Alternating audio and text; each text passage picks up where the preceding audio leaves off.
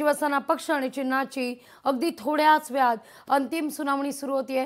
शिवसेना पक्ष आणि चिन्हासंदर्भात आज सुनावणी होणार आहे। मुळात याआधी सुद्धा अंतिम सुनावणी झालेली होती, तारीख मिळालेली होती, पण त्यानंतर मात्र आणखीन एक तारीख समोर आली।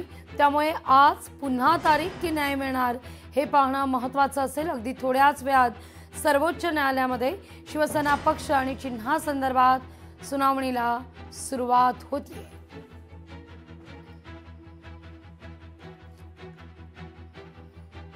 शिवसेना पक्षाचं नाव आणि चिन्हासंदर्भात सुप्रीम कोर्टात हे सगळं प्रकरण गेलेलं आहे। अनेक महिन्यांपासून सुनावणी सुरू आहे। आता या प्रकरणाची अंतिम सुनावणी ही होणार आहे। आजपासून या सुनावणीला सुरुवात होईल। अधिक माहिती घेऊया आपल्या प्रतिनिधी भाग्यश्री प्रधान आचार्य यांच्याकडून। भाग्यश्री, काय अधिक माहिती? नक्कीच सुनावणीला थोड्याच वेळात सुरुवात होईल लागवी। मात्र आता जर बघितलं तर कपिल सिब्बल हे जे आहेत ते ठाकरे गटाकडून लढतात आणि त्यांनी मागच्याच सुनावणी वेळेला एक मागणी केली होती कोर्टाकडे की लवकरात लवकर ह्या ज्या केसेस आहेत त्या पटलावर आल्या पाहिजेत, अशी ती मागणी होती। त्यावेळेला न्यायालयाने असं सांगितलेलं होतं की 12 तारखेला आपण ही केस घेऊ आणि 12 तारखेला जर नाही झाली तर आपण 13 तारखेला सुद्धा घेऊ, म्हणजे आज आणि उद्या या 2 दिवसामध्ये ही सुनावणी जी आहे ती पूर्ण करू, असं न्यायाधीशांनी सांगितलेलं होतं। न्यायमूर्ती सूर्यकांत यांच्या समोर ही केस झालेली होती। त्यावेळी त्यांनी अशी माहिती दिली होती की आपण 12 आणि 13 दोन्ही दिवशी केस लढू। त्यात आज महत्त्वाचा जर एक मुद्दा बघितला तर तो हा आहे की आज असीम सरोदे मात्र या केस ला उपस्थित नसतील, या सुनावणीला उपस्थित नसतील। त्याचं कारण 3 महिने त्यांची जी सनद आहे ती रद्द करण्यात आलेली आहे आणि त्यामुळे ते आज इथे उपस्थित नसणार आहेत, ही महत्त्वाची बातमी आहे।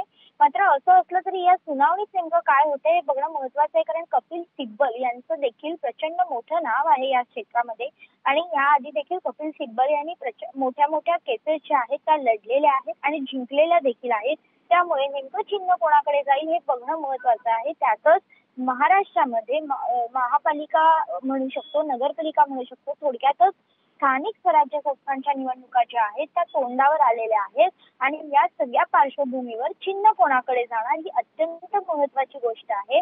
ज्या पद्धतीने चिन्ह ज्या पक्षाकडे हे चिन्ह जाईल जर अंतिम निकाल लागला तर त्या व्यक्तीकडे त्या म्हणजे शिंदे असतील किंवा ठाकरे असतील इन्कमिंग जे आहे ते वाढताना पाहायला मिळणार आहे, कारण शेवटी चिन्हावर सगळं गणित असतं।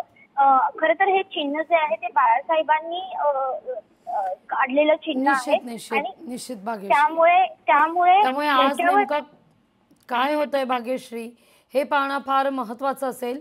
तुर्तास धन्यवाद भाग्यश्री, तुम्ही दिलेल्या एकूणच सविस्तर माहिती करता। या सगळ्या संदर्भात आतापर्यंत नेमकं काय काय झालं ते आपण पाहतोय।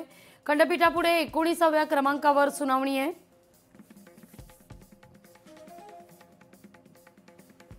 मागील 3 वर्षांपासून याचिका ही प्रलंबित आहे।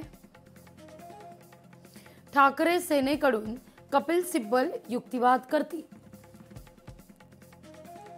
निवडणूक आयोगाकडून शिंदेच्या सेनेला पक्षाचं नाव आणि चिन्ह देण्यात आलंय। उद्धव ठाकरेंकडून सुप्रीम कोर्टात याला चॅलेंज आहे।